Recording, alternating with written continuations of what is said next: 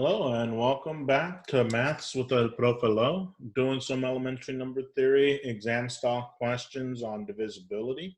All right, we found all the positive integers n for which n plus 1 divides n squared plus 1 in our previous video. All right, in this video, what we're going to do is prove that 6 divides n cubed minus n for all integers n.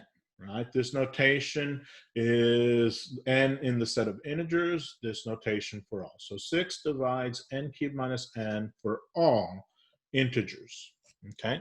So for our proof, always must define our variable. So we're gonna say let n be an element of the set of integers, okay? Now, n cubed minus n can be written as n times n squared minus 1, which is simply n times n minus 1 times n plus 1. Okay? We factor a common n, right? And then a difference of squares we're able to factor, right? So what does this mean? Well, therefore, n cubed minus n is the product of 3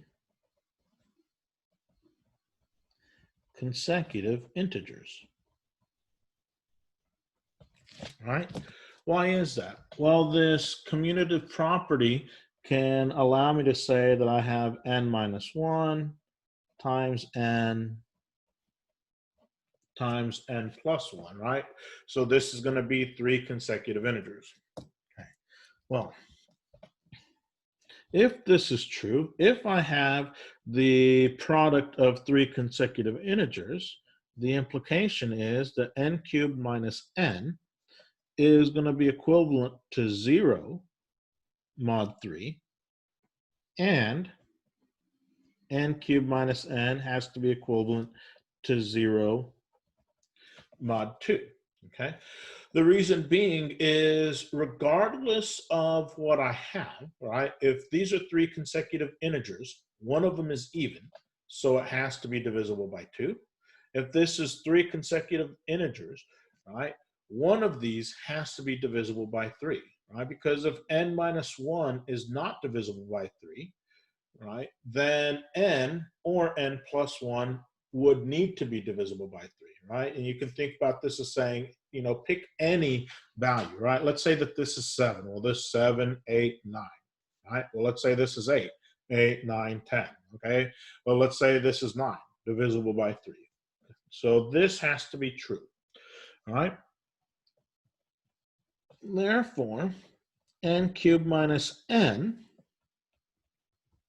has to be equivalent to 0 mod 6, because we know that in modular arithmetic that if I have a particular item divisible by 2 different numbers, it must be divisible by the product of those 2 numbers, right?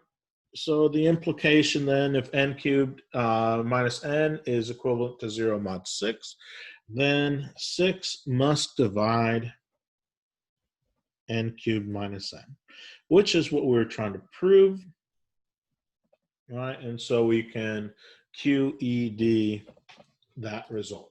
Quod erat demonstratum. This has been Maths with El Profe Lo. We will use our next video to prove the next problem.